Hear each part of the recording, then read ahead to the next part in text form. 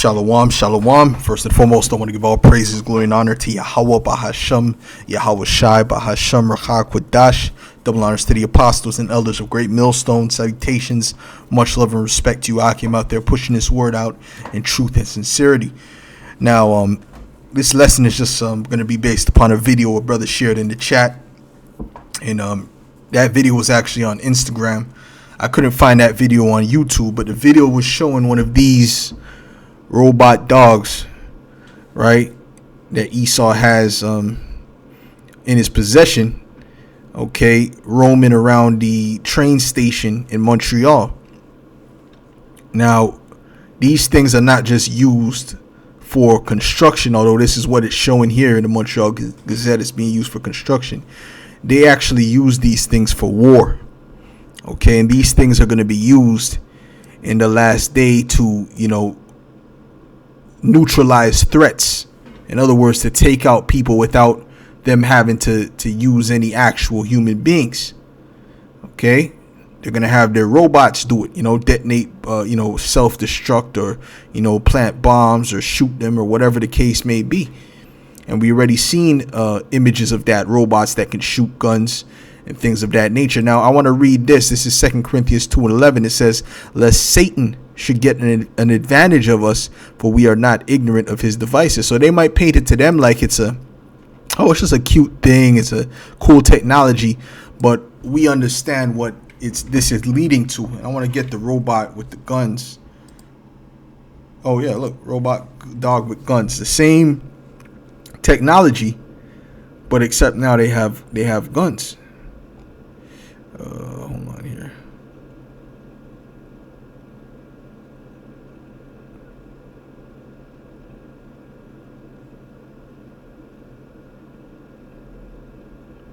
So, yeah, this is a good one. This is one of the ones that I was thinking about. Actually, this was a good one.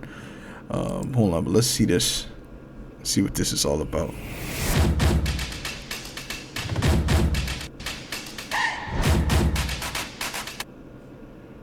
Let's see what this was all about.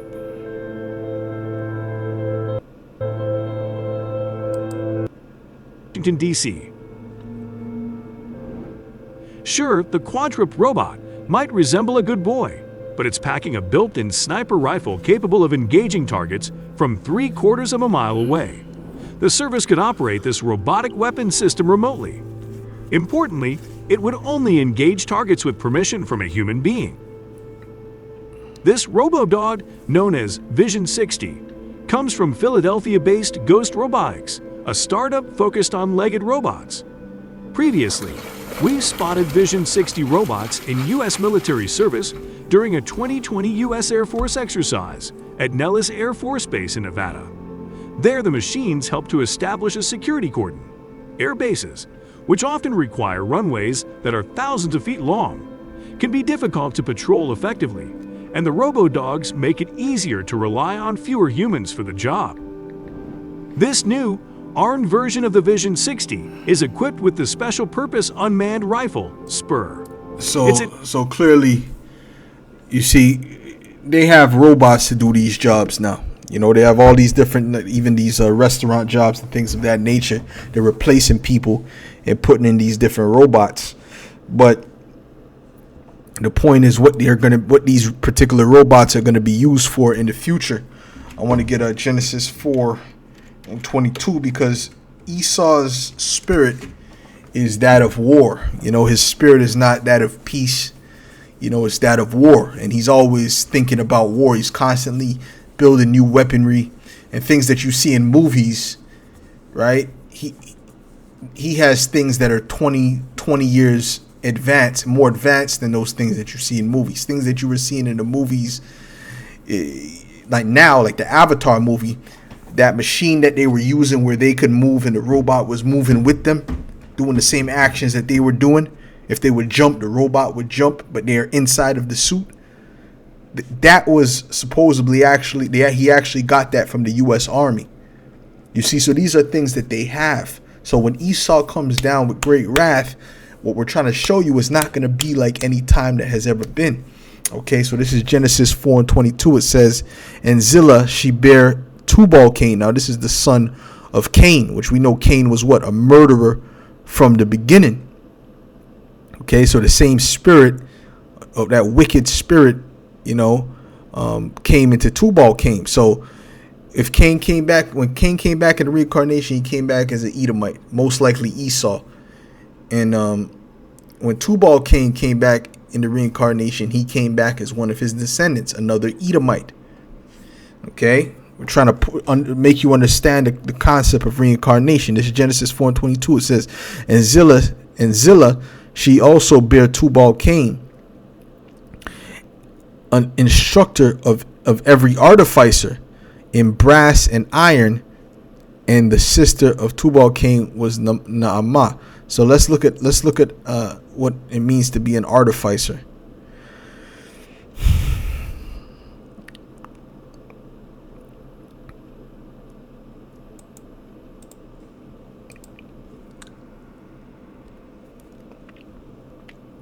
Hebrew word for artificer is charash,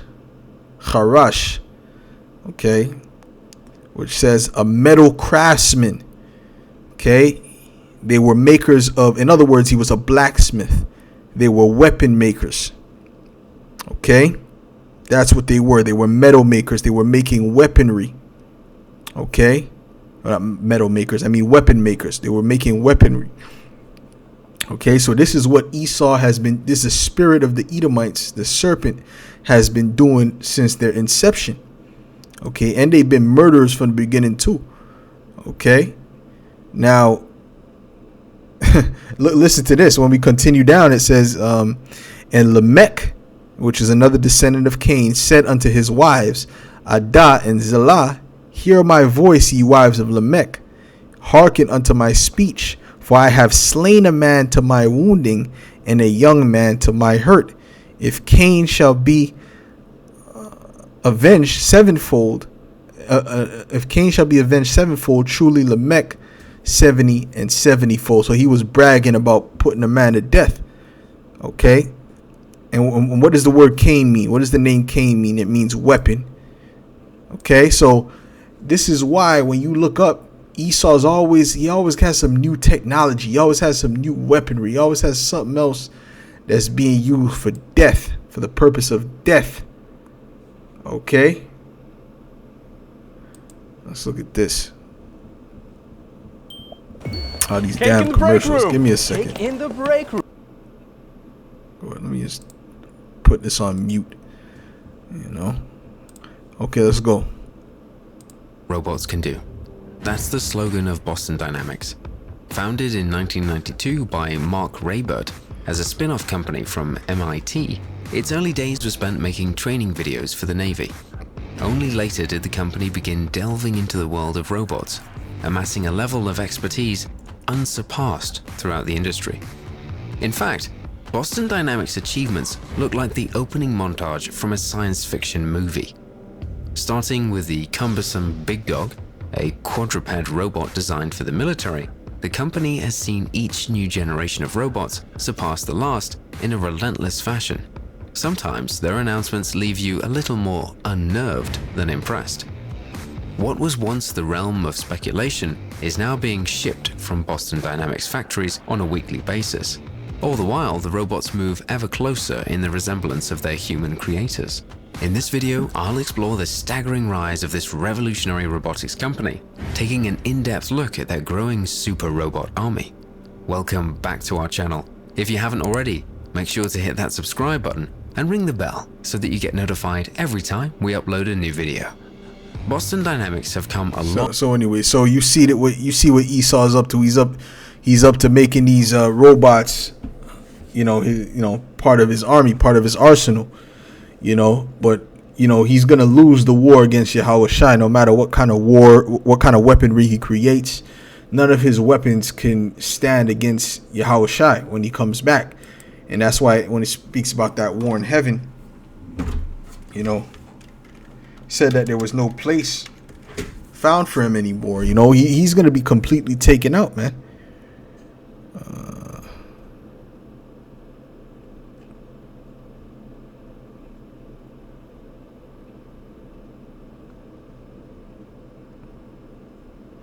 This is Revelation 17 and verse 12. It says, "And the 10 horns which thou sawest are 10 kings, which have received no kingdom as yet, but receive power as kings 1 hour with the beast. These have one mind, and shall give their power and strength unto the beast." Okay, which we know that's NATO in the EU. Okay, they work as a collective. "These shall make war with the Lamb." Okay, who's the Lamb? Yahweh Shai. They're going to actually try to make war with Yahweh Shai.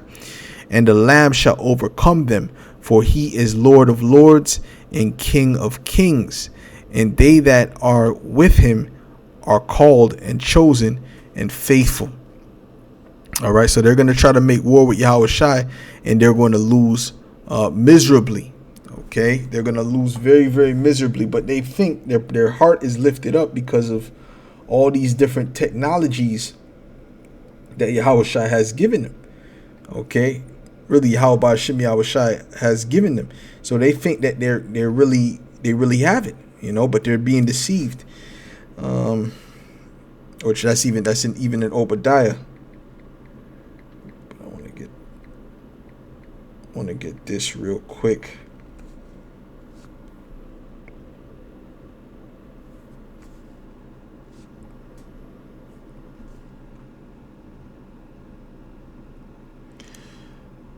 Let's get this real quick.